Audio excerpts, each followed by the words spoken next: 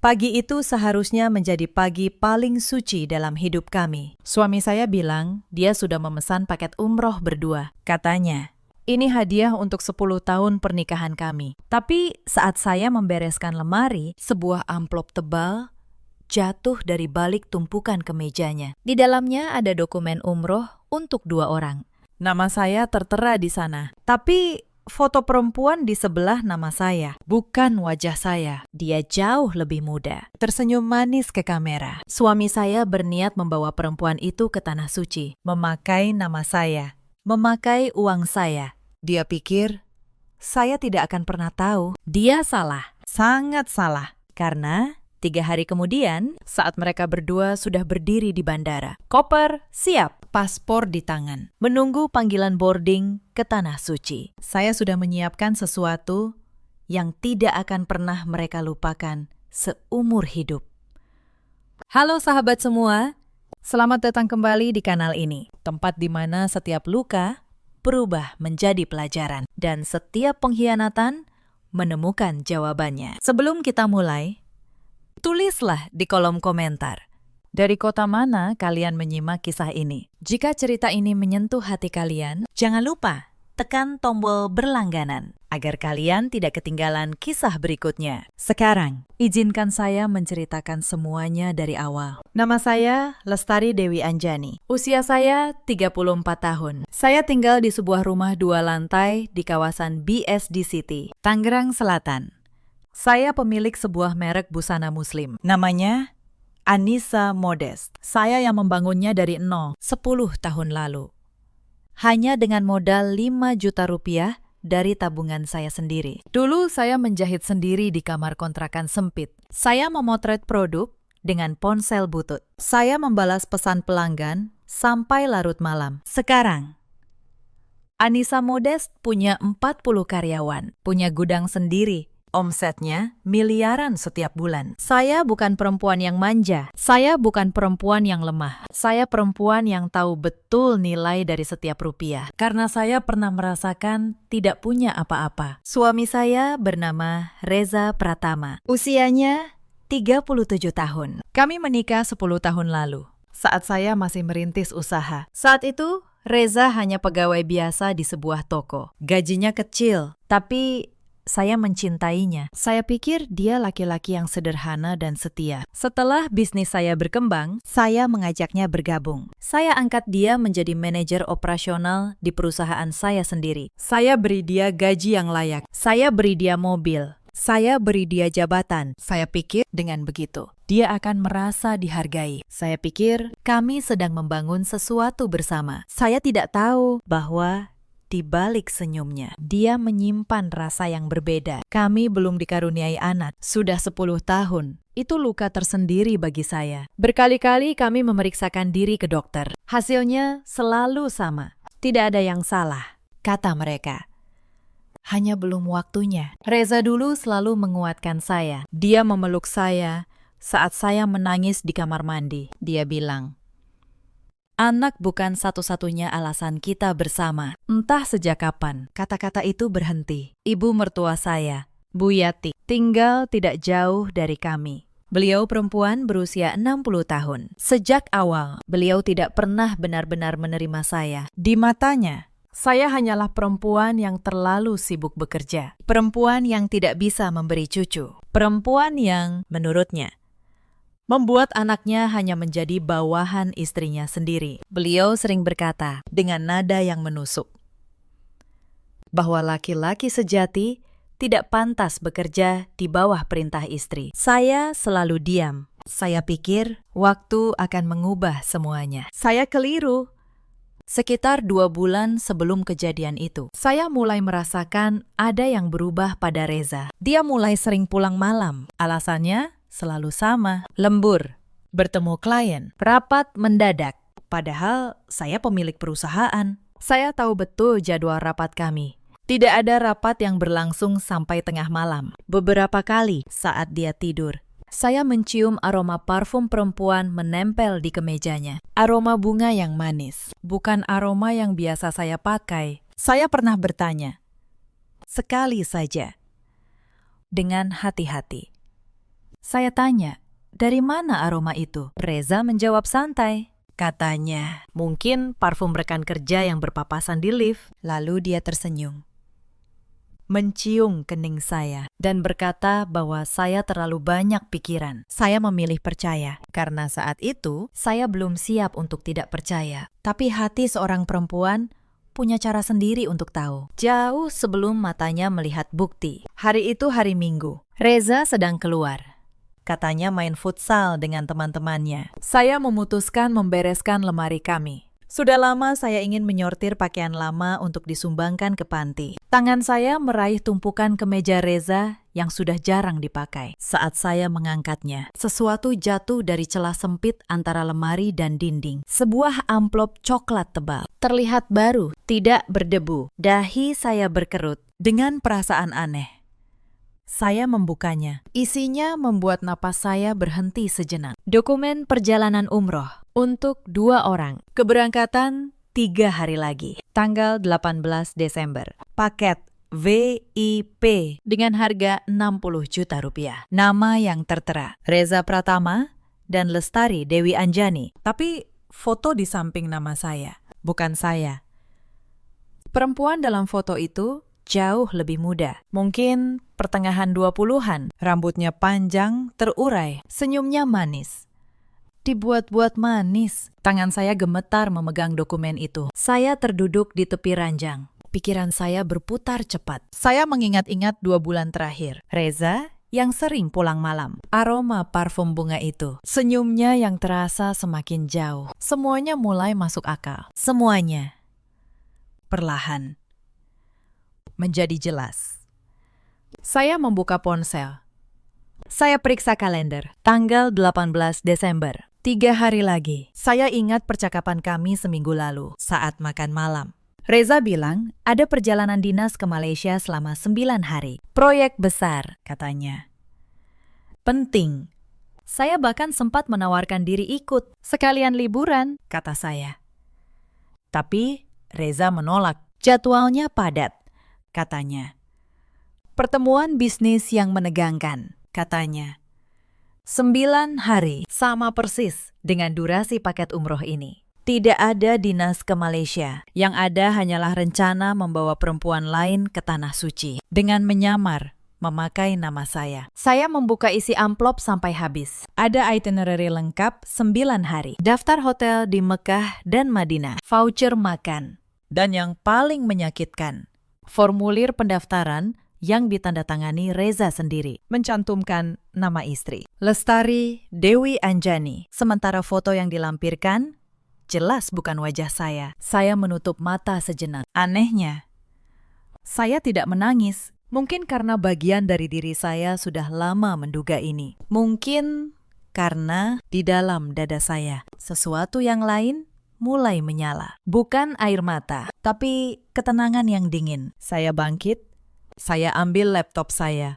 Sebagai pemilik perusahaan dan pemegang seluruh keuangan rumah tangga, saya punya akses ke setiap rekening, termasuk rekening yang selama ini saya percayakan untuk dipegang Reza. Mata saya menyisir setiap transaksi dalam 2 bulan terakhir, dan saya menemukannya. Transfer 60 juta rupiah ke rekening atas nama Biro Perjalanan Umroh 10 hari yang lalu. Diikuti beberapa transaksi lain. Tiket pesawat domestik. Pemesanan hotel bintang 5 di Jakarta. Pembelian di butik perhiasan. Semua memakai uang dari rekening yang saya percayakan padanya. Uang dari bisnis yang saya bangun dengan keringat saya sendiri. Saya menarik napas panjang. Jadi begini caranya. Dia mengambil uang saya untuk membahagiakan perempuan lain. Dan dia berani memakai nama saya untuk pergi ke rumah Allah selama beberapa menit. Saya hanya duduk diam menatap layar. Lalu, saya membuka ponsel Reza yang tertinggal di meja nakas. Dia memang ceroboh hari itu. Terburu-buru pergi futsal. Dia lupa membawanya. Saya tahu pola kuncinya. Sudah bertahun-tahun saya tahu. Selama ini, saya tidak pernah memakainya. Karena saya percaya, hari itu, kepercayaan itu sudah mati. Saya membuka aplikasi pesannya, dan di sanalah saya melihat semuanya. Ada 1 nomor yang disimpan dengan nama panggilan sayang, bukan nama saya. Saya buka percakapan mereka. Ratusan pesan, foto-foto, rencana-rencana. Perempuan itu bernama Fania. Dari pesan-pesan mereka, saya tahu dia karyawan baru di divisi pemasaran di perusahaan saya sendiri. Perempuan yang saya rekrut dengan tangan saya sendiri 3 bulan lalu. Mereka sudah berhubungan sejak Fania masuk kerja. Saya membaca pesan demi pesan dengan tangan yang anehnya tenang. Fania menulis betapa dia tidak sabar pergi umroh berdua. Dia menulis bahwa dia berdoa agar Allah menyatukan mereka berdua. Dia menulis bahwa dia ingin Reza segera menceraikan istrinya. Perempuan tua yang katanya hanya bisa bekerja dan tidak bisa memberi keturunan. Reza menjawab dengan janji-janji manis. Dia bilang, sabar. Dia bilang, sebentar lagi semua harta perusahaan akan jadi milik mereka. Dia bilang, dia hanya perlu sedikit waktu untuk mengatur semuanya. Saya berhenti di satu pesan. Reza menulis, sambil tertawa lewat kata-kata, bahwa istrinya terlalu sibuk bekerja sampai tidak akan pernah curiga. Katanya, perempuan bodoh itu bahkan mempercayakan seluruh keuangan padanya. Perempuan bodoh, saya mengulang 2 kata itu di dalam kepala saya. Untuk pertama kalinya hari itu, sudut bibir saya terangkat sedikit. Bukan karena senang, tapi karena di saat itu saya tahu persis apa yang harus saya lakukan. Reza tidak tahu satu hal penting. Seluruh perusahaan, seluruh rekening, seluruh aset, mobil yang dia kendarai, bahkan rumah tempat kami tinggal, semuanya atas nama saya. Hanya saya, dulu, saat menikah. Saya memang sengaja membuat semuanya begitu. Bukan karena saya tidak percaya, tapi karena pengacara saya jauh sebelum Reza datang, menyarankan agar aset usaha tetap atas nama pendiri. Saat itu saya menurut tanpa banyak berpikir. Hari itu, saran lama itu menyelamatkan seluruh hidup saya. Saya memotret setiap pesan. Saya simpan setiap dokumen. Saya catat setiap nomor transaksi. Lalu, saya meletakkan kembali ponsel Reza tepat di posisi semula. Saya kembalikan amplop coklat itu ke celah lemari. Persis seperti sebelumnya. Saya tidak akan membuat keributan. Tidak hari itu. Karena perempuan yang marah akan berteriak. Dan perempuan yang sungguh-sungguh ingin menang akan diam, tersenyum, dan menunggu waktu yang tepat. Malam itu, Reza pulang dengan wajah ceria. Dia mencium kening saya seperti biasa. Dia bertanya, apa saya sudah makan? Saya tersenyum. Saya jawab, sudah. Saya tanya, bagaimana futsalnya? Kami makan malam bersama. Saya memasak ikan goreng dan sayur asam kesukaannya. Saya mendengarkan ceritanya tentang rencana dinas ke Malaysia, tentang betapa sibuknya dia nanti, tentang betapa dia akan merindukan saya. Saya mengangguk. Saya berkata, hati-hati di sana. Saya berkata, semoga proyeknya lancar. Di dalam hati, saya menghitung. 3 hari lagi, esok paginya, saya datang ke kantor seperti biasa. Saya sapa semua karyawan dengan senyum, termasuk Fania. Perempuan itu menunduk hormat pada saya, memanggil saya Bu Lestari dengan sopan. Tersenyum manis, senyum yang sama dengan foto di dokumen umroh itu. Saya membalas senyumnya. Saya bahkan memujinya, mengatakan kerjanya bagus akhir-akhir ini. Dia tidak tahu, Reza tidak tahu. Tidak satu pun dari mereka tahu bahwa lantai tempat mereka berpijak sudah mulai saya goyahkan perlahan. Dari bawah. Siang itu, saya menelpon pengacara saya. Namanya Pak Hartono. Sudah belasan tahun dia menangani urusan hukum perusahaan saya. Saya ceritakan semuanya. Tenang, runtut, tanpa air mata. Pak Hartono terdiam sebentar di ujung telepon. Lalu dia berkata bahwa dia turut prihatin. Tapi dia juga berkata dengan tegas bahwa secara hukum posisi saya sangat kuat. Seluruh aset atas nama saya, seluruh perusahaan milik saya. Pernikahan kami tidak punya perjanjian pencampuran harta. Artinya, semua yang saya bangun sebelum dan selama pernikahan dari usaha pribadi tetap menjadi hak saya. Reza tidak punya apa-apa. Yang dia punya hanyalah gaji sebagai karyawan saya dan akses ke rekening yang saya percayakan. yang sewaktu-waktu bisa saya cabut. Pak Hartono menyarankan agar saya bergerak rapi. Jangan terburu-buru. Kumpulkan semua bukti dulu, lalu cabut semua akses di saat yang tepat, di saat mereka paling tidak menyangka. Saya tersenyum mendengarnya. Itu persis yang ada di pikiran saya. Sore itu, saya meminta tim keuangan perusahaan melakukan audit kecil. Saya bilang, ini audit rutin akhir tahun. Hasilnya keluar keesokan harinya. Dan hasilnya lebih buruk dari dugaan saya. Selama 6 bulan terakhir, Reza diam-diam menggelembungkan beberapa pengeluaran operasional, menambah nama pemasok fiktif, membuat tagihan-tagihan kecil yang tidak pernah benar-benar ada. Total uang yang dia alihkan, hampir 200 juta rupiah. Uang itu mengalir ke rekening pribadinya, lalu sebagian besar mengalir lagi ke rekening atas nama Fania. Jadi, bukan hanya selingkuh, dia juga mencuri dari perusahaan yang memberinya makan. Saya menatap laporan audit itu lama sekali. Anehnya, semakin banyak yang saya temukan, semakin tenang saya. Seolah setiap bukti baru adalah satu batu bata lagi untuk dinding yang sedang saya bangun. Dinding yang nanti akan mengurung mereka berdua. Malam itu, di rumah, Reza sedang menonton televisi. Santai, tertawa-tawa sendiri menonton acara komedi. Saya duduk di sebelahnya. Saya sandarkan kepala saya di bahunya, seperti dulu.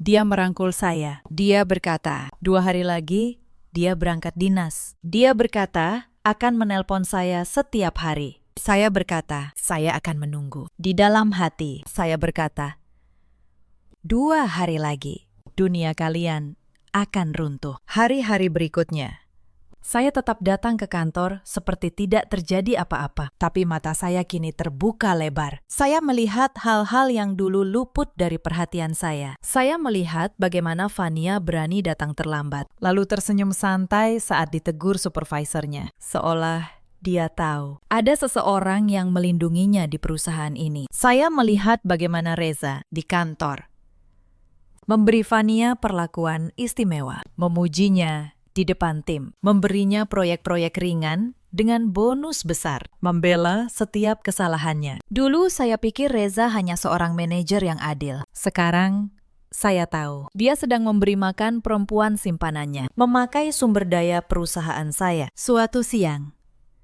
saya sengaja lewat dekat ruang pantry. Saya mendengar Fania berbicara dengan salah satu rekannya. Dia tertawa, lalu berkata bahwa sebentar lagi hidupnya akan berubah. Katanya, dia akan segera punya suami kaya dan tidak perlu bekerja lagi. Rekannya bertanya, siapa? Fania hanya tersenyum penuh rahasia. Katanya, nanti juga tahu. Saya berdiri di balik tembok, mendengar semuanya.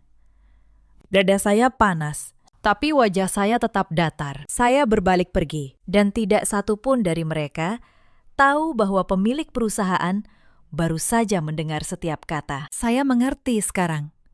Bagi mereka, saya bukan manusia. Saya hanya mesin penghasil uang yang sebentar lagi akan mereka buang. Malam itu, saya tidak bisa tidur. Bukan karena sedih, tapi karena pikiran saya bekerja keras, menyusun langkah demi langkah. Saya bangun.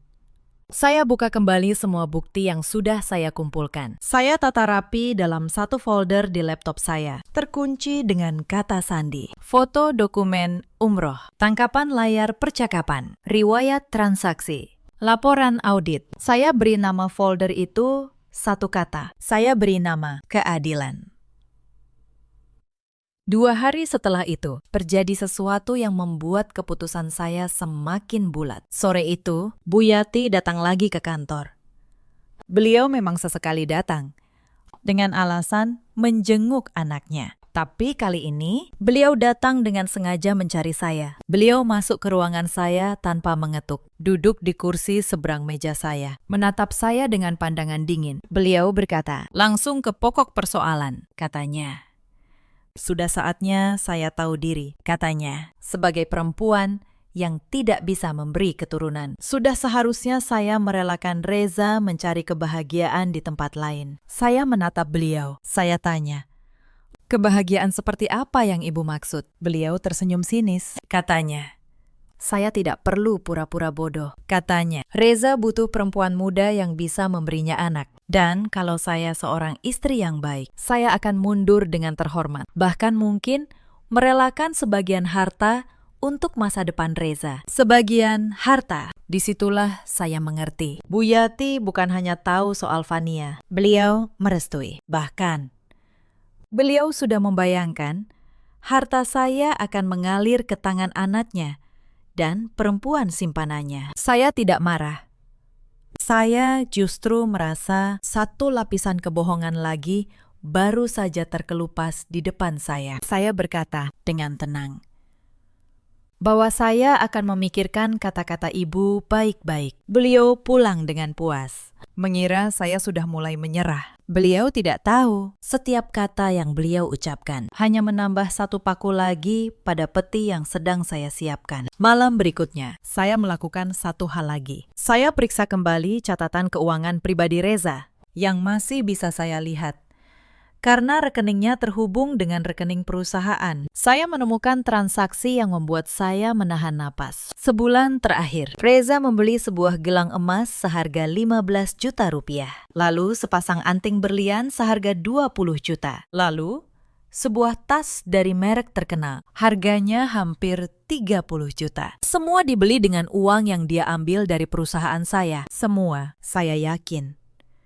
Untuk Fania. Sementara saya, istrinya. Terakhir kali dibelikan sesuatu olehnya. Sudah tidak bisa saya ingat kapan. Saya menatap daftar transaksi itu lama. Lalu saya tutup laptop dengan tenang. Cukup.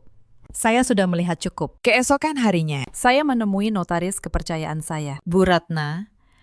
Saya pastikan, sekali lagi, secara hukum, status seluruh aset saya benar-benar bersih dan tidak bisa diganggu-gugat oleh siapapun. Bu Ratna memeriksa semua dokumen, akta perusahaan, sertifikat rumah, buku pemilik kendaraan, semuanya atas nama Lestari Dewi Anjani, tunggal, tanpa nama lain. Bu Ratna mengangkat wajahnya. Beliau tersenyum kecil. Katanya, secara hukum, posisi saya seperti benteng, tidak ada celah. Saya mengangguk. Saya berterima kasih. Sebelum pergi, Bu Ratna menatap saya.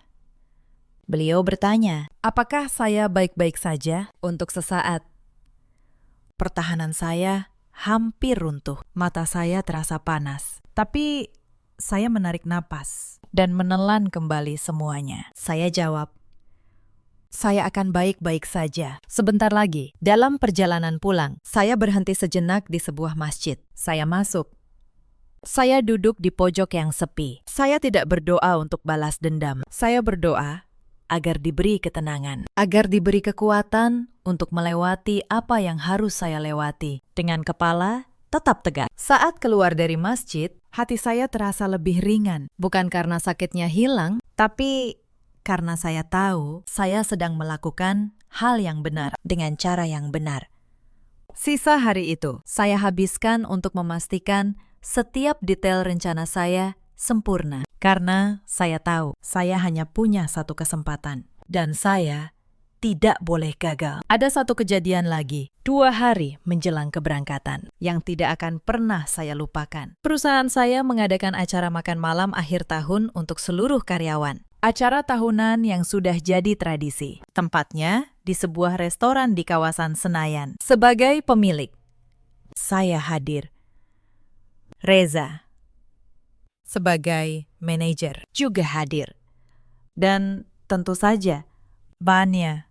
Sepanjang acara, saya memperhatikan mereka dari kejauhan. Dengan tenang, sambil tersenyum menyapa karyawan-karyawan saya yang lain. Saya melihat bagaimana Reza dan Fania mencuri-curi pandang. Bagaimana tangan mereka tidak sengaja bersentuhan saat mengambil makanan. Bagaimana mereka berdua menghilang beberapa menit. Lalu kembali dari arah yang sama dengan jeda waktu yang dibuat-buat. Mereka pikir mereka pandai menyembunyikannya. Padahal di mata seorang istri yang sudah tahu, semuanya terlihat seterang lampu sorot. Di tengah acara, saya naik ke panggung kecil untuk menyampaikan sambutan. Seperti setiap tahun, saya berterima kasih pada seluruh tim. Saya berbicara tentang kerja keras, tentang kejujuran, tentang kepercayaan. Saat saya mengucapkan kata kepercayaan, saya sengaja menatap ke arah Reza. Hanya sepersekian detik, tapi cukup. Wajahnya sedikit berubah. Mungkin ada bagian kecil dalam dirinya yang merasa tidak nyaman, tapi dia cepat menutupinya dengan senyum. Saya turun dari panggung. Saya melanjutkan acara seolah tidak terjadi apa-apa. Di akhir malam, saat semua bersiap pulang, Fania mendekati saya. Dengan berani, dia menyalami saya. Dia mengucapkan terima kasih atas acara yang katanya luar biasa. Senyumnya manis, matanya berbinar penuh percaya diri. Saya membalas salamannya. Saya tatap matanya. Saya berkata, sama-sama. Saya berkata, semoga ke depannya kamu mendapatkan persis apa yang pantas kamu terima. Dia tersenyum lebar, mengira itu doa baik. Dia tidak menangkap makna sesungguhnya di balik kata-kata saya. Saya melepaskan tangannya, dan dalam hati saya berkata, kamu memang akan mendapatkan persis apa yang pantas kamu terima. Sebentar lagi, malam itu. Dalam perjalanan pulang, Reza mengemudi. Saya duduk di sebelahnya. Dia mengobrol ringan. Dia bercerita tentang acara tadi. Dia memuji betapa baiknya saya sebagai pemimpin. Dia berkata, semua karyawan beruntung punya bos seperti saya. Saya hanya tersenyum dan menjawab seperlunya sambil menatap jalanan di luar jendela. Lalu Reza berkata sesuatu yang membuat saya hampir tertawa getir. Dia berkata, dia bersyukur punya istri seperti saya. Istri yang setia, yang sabar, yang selalu ada. Saya menoleh padanya. Saya tatap wajahnya yang sedang menyetir. Saya berkata, ya, kesetiaan memang hal yang langka. Sayang sekali, tidak semua orang bisa menghargainya. Dia mengangguk-angguk. Sama sekali tidak menyadari bahwa kalimat itu sebenarnya untuk dirinya sendiri. Sampai di rumah, saya masuk ke kamar mandi. Saya tutup pintu. Saya menatap diri saya di cermin. Untuk pertama kalinya dalam beberapa hari, saya membiarkan diri saya merasakan semuanya. Sakitnya, kecewanya, hancurnya. Saya menangis tanpa suara, agar Reza tidak mendengar. Saya membiarkan air mata itu mengalir. Sebentar saja. Lalu, saya basuh wajah saya. Saya tarik napas dalam-dalam. Saya tatap mata saya sendiri di cermin. Cukup, kata saya pada diri sendiri. Air mata terakhir. Mulai besok, tidak ada lagi yang berhak membuatmu menangis. Saya keluar dari kamar mandi dengan wajah yang sudah kembali tenang. Reza sudah tidur.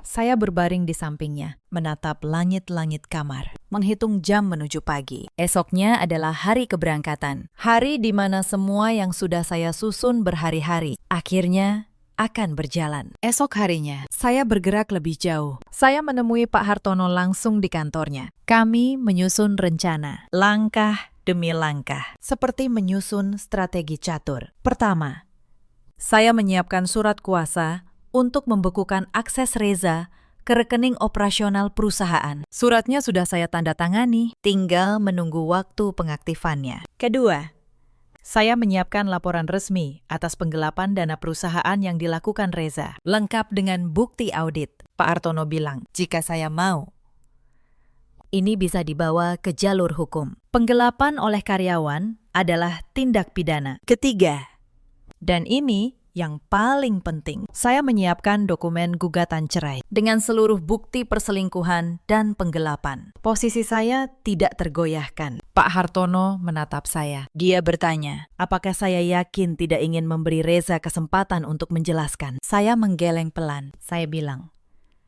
seorang laki-laki yang berani memakai nama istrinya untuk membawa perempuan lain ke tanah suci dengan uang hasil mencuri dari istrinya sendiri. Sudah memberi semua penjelasan yang saya butuhkan. Pak Hartono mengangguk. Dia tidak bertanya lagi. Sebelum pulang, ada satu hal lagi yang saya minta. Saya minta Pak Hartono menyiapkan agar pemblokiran rekening dan kartu Reza bisa diaktifkan dari jarak jauh.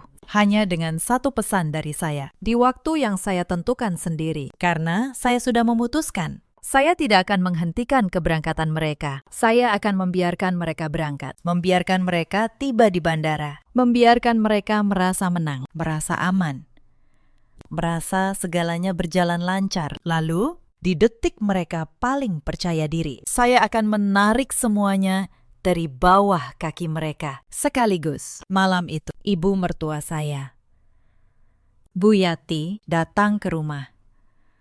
Tanpa diundang, seperti biasa. Beliau duduk di ruang tamu, menatap saya dengan pandangan yang sudah saya hafal. Pandangan yang seolah berkata, saya tidak pernah cukup baik. Beliau bertanya, apa saya sudah menyiapkan keperluan Reza untuk dinas besok? Saya jawab, sudah. Saya jawab dengan senyum sopan. Lalu Bu Yati berkata sesuatu yang membuat saya tahu. Beliau bukan sekadar tidak tahu, beliau tahu. Beliau terlibat. Beliau berkata dengan nada menyindir bahwa seorang laki-laki butuh perempuan yang bisa memberinya keturunan. Bahwa kalau seorang istri tidak bisa, dia tidak boleh marah kalau suaminya mencari di tempat lain. Saya menatap beliau. Tenang. Saya tanya, apa maksud ibu? Beliau hanya tersenyum tipis. Katanya, saya pasti mengerti maksudnya nanti. Saya mengangguk. Saya berkata, ya, Bu, saya pasti akan mengerti. Sebentar lagi. Beliau tidak menangkap nada dalam suara saya. Beliau pulang malam itu dengan wajah puas. Mengira dia sudah menanam benih untuk menyingkirkan saya. Beliau tidak tahu, benih yang sesungguhnya sudah saya tanam berhari-hari sebelumnya. Dan benih saya jauh lebih dalam akarnya. Hari keberangkatan tiba. Pagi itu, Reza bangun lebih awal dari biasanya. Dia bersemangat. Dia bahkan bersenandung kecil di kamar mandi. Saya menyiapkan sarapan untuknya. Nasi goreng dengan telur, seperti yang dia suka. Saya menuangkan teh hangat ke gelasnya. Dia makan dengan lahap. Dia memuji masakan saya. Dia berkata, dia beruntung punya istri seperti saya. Saya tersenyum. Saya berkata, saya juga beruntung. Kata-kata itu terasa pahit di lidah saya, tapi wajah saya tetap tenang. Reza membawa satu koper besar. Dia bilang, isinya pakaian untuk 9 hari. Saya tahu, di dalamnya ada pakaian ihram. Pakaian untuk ibadah yang akan dia nodai dengan kebohongan. Sebelum berangkat, dia memeluk saya. Lama, dia berkata, jaga diri baik-baik. Dia berkata, dia akan merindukan saya. Dia berkata, sepulang dari sana, kita akan memulai babak baru. Saya membalas pelukannya. Saya berkata, ya, babak baru. Dia tidak tahu. Babak baru itu sudah saya tulis sendiri. Dan dalam babak itu, dia bukan lagi pemeran utama. Dia melangkah keluar, masuk ke mobil yang saya belikan, melambai pada saya dari balik kaca. Saya melambai balik. Saya berdiri di depan pintu sampai mobilnya hilang di tikungan. Lalu saya masuk ke dalam. Saya tutup pintu dan senyum di wajah saya perlahan berubah.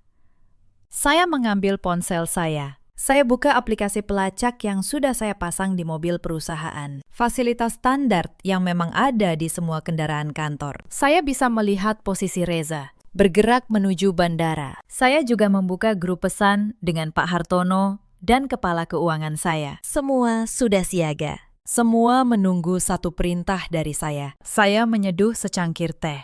Saya duduk di ruang tengah. Saya menatap titik di peta yang bergerak menuju bandara. Saya tidak terburu-buru. Saya menunggu. Sekitar 1 jam kemudian, titik itu berhenti di area bandara. Beberapa menit setelahnya, ponsel saya berbunyi. Sebuah pesan masuk dari Reza.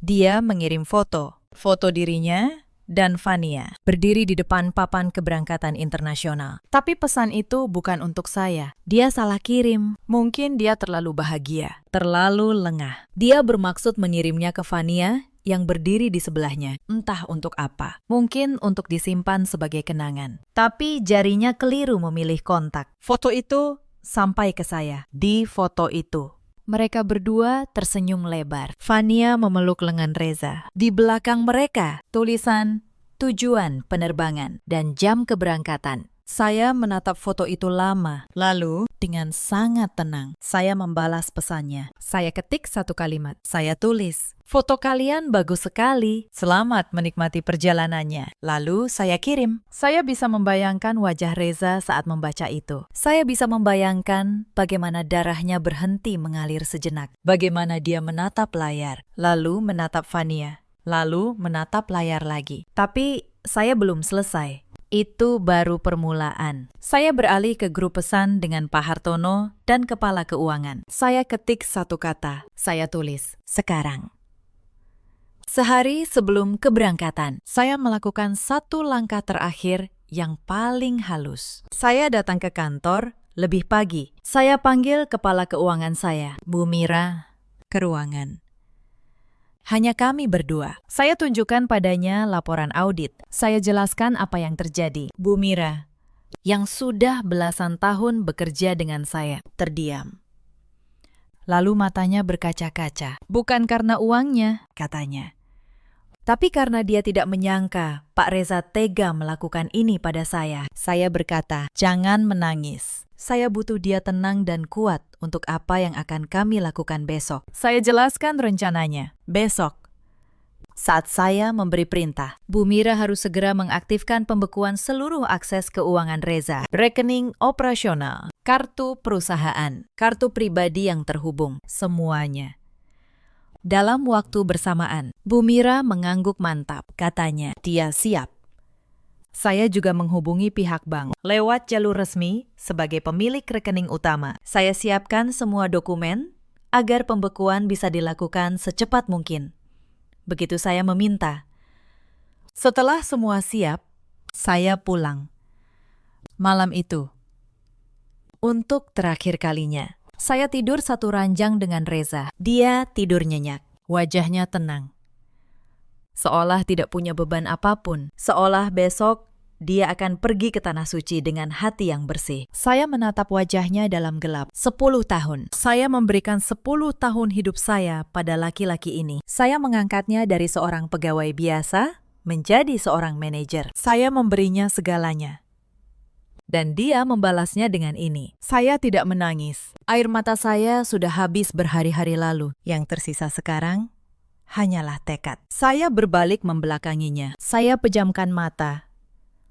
Besok, kata saya dalam hati, besok semuanya akan selesai. Dan benar, keesokan paginya semuanya berjalan persis seperti yang saya rencanakan. Di bandara, setelah Fania meninggalkannya, Reza sempat mencoba satu hal terakhir. Dia menelpon ibunya, Bu Yati. Dia menangis di telepon. Dia berkata, semua rekeningnya diblokir. Dia berkata, Fania sudah pergi. Dia berkata, dia tidak punya uang sepeser pun. Bu Yati, yang kemarin begitu yakin akan menguasai harta saya, kini panik. Beliau berkata, bagaimana mungkin? Beliau berkata, bukankah semua harta itu seharusnya jadi milik kalian? Reza menjawab dengan suara hancur, katanya. Ternyata semuanya atas nama Lestari, semuanya. Tidak ada satupun yang atas namanya. Di ujung telepon, Bu Yati terdiam lama. Lalu beliau hanya bisa berkata, kenapa kamu tidak hati-hati? Bahkan ibunya sendiri di saat itu lebih memikirkan harta yang lenyap daripada anaknya yang hancur. Begitulah cara semesta bekerja. Mereka yang menanam rencana untuk mengambil milik orang lain, akhirnya kehilangan apa yang mereka kira sudah ada di genggaman. Sementara itu, di bandara, suasana semakin kacau. Petugas keamanan mulai mendekat karena Reza dan Fania sempat ribut di area keberangkatan. Beberapa calon penumpang lain menoleh, berbisik-bisik. Vania, sebelum benar-benar pergi, sempat melontarkan kalimat yang akan dia sesali. Dia berteriak di depan banyak orang bahwa Reza sudah berjanji menikahinya. Bahwa Reza sudah berjanji semua harta istrinya akan jadi milik mereka. Bahwa Reza sudah bilang istrinya hanya perempuan tua yang bodoh. Orang-orang di sekitar mulai memandang Reza dengan jijik. Seorang ibu paruh baya yang kebetulan lewat menggeleng-gelengkan kepala.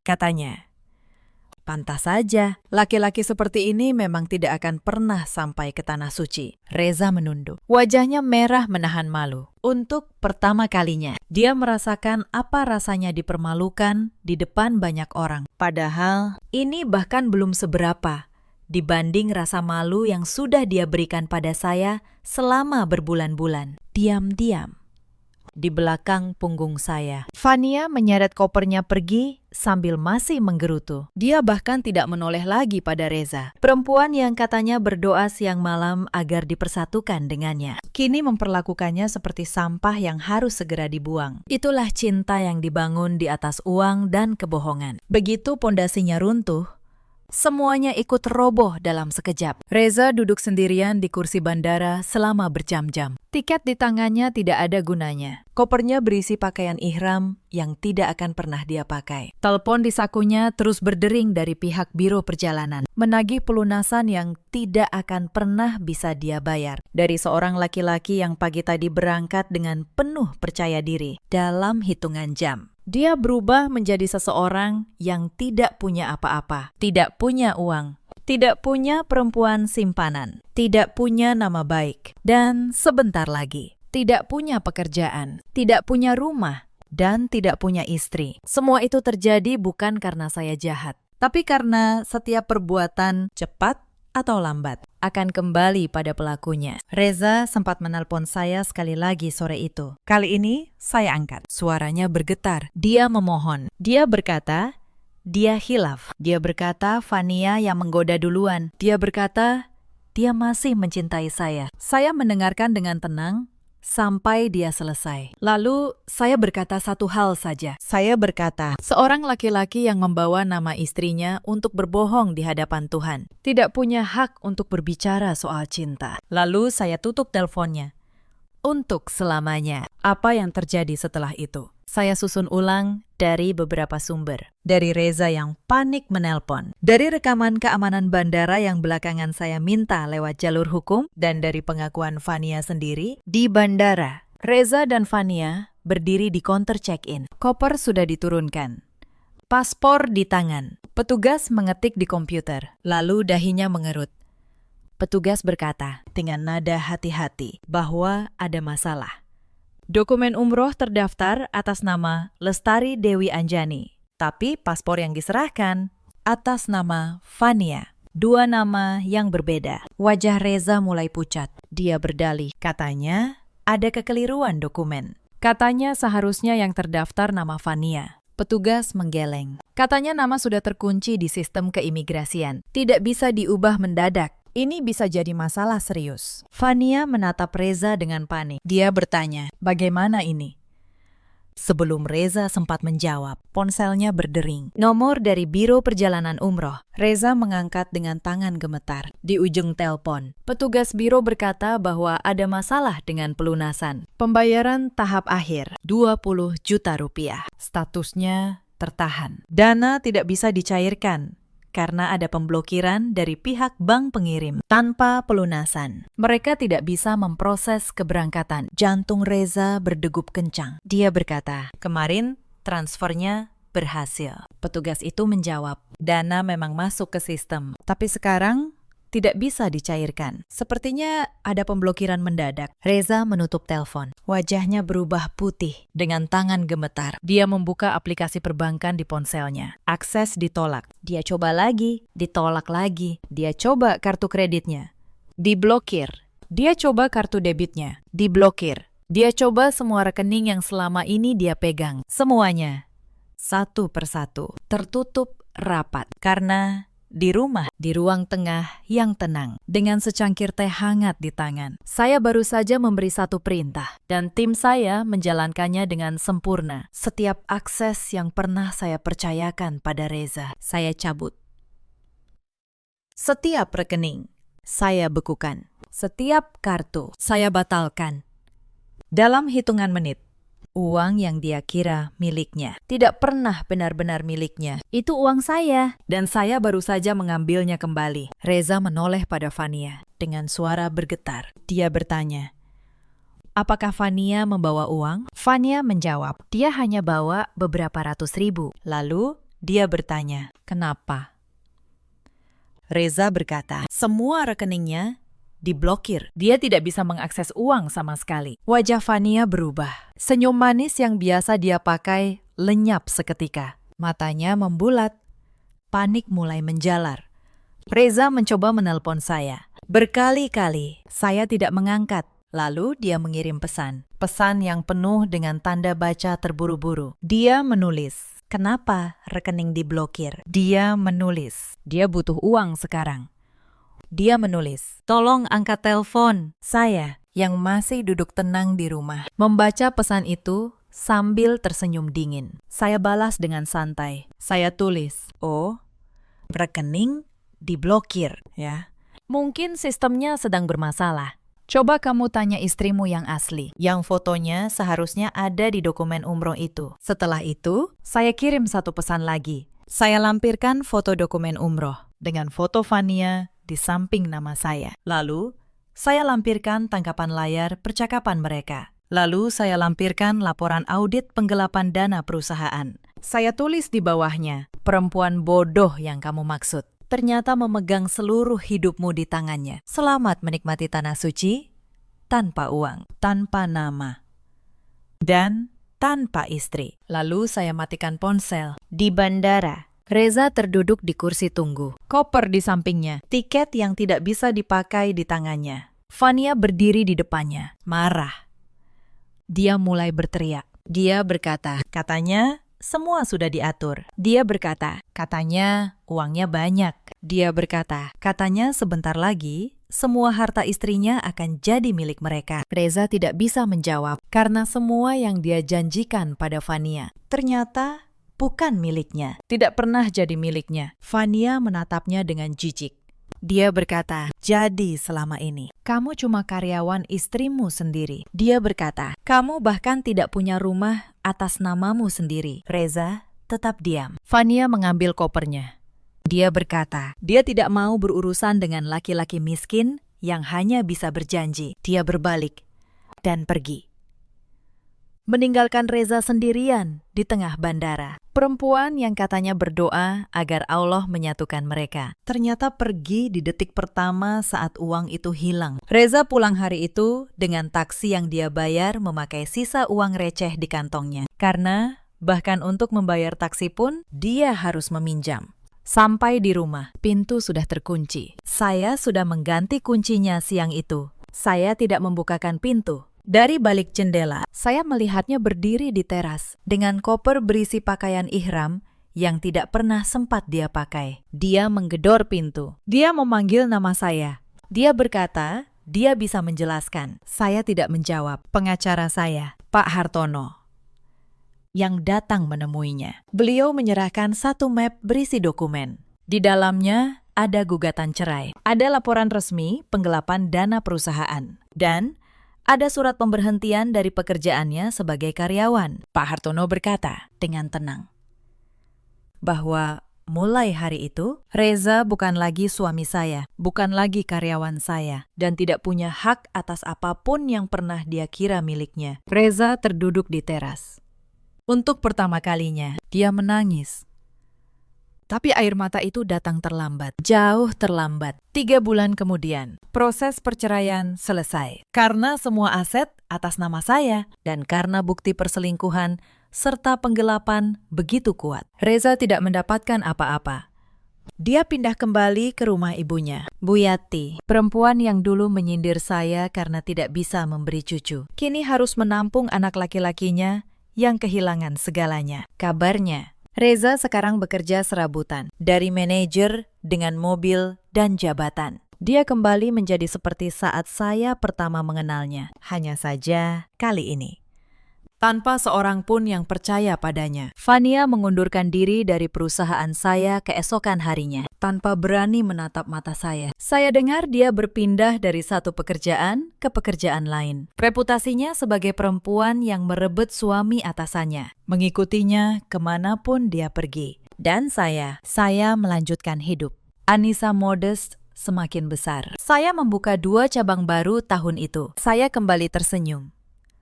Kali ini dengan senyum yang sungguh-sungguh. Saya tidak pernah pergi umroh dengan dokumen yang dipalsukan itu. Beberapa bulan kemudian, saya berangkat sendiri.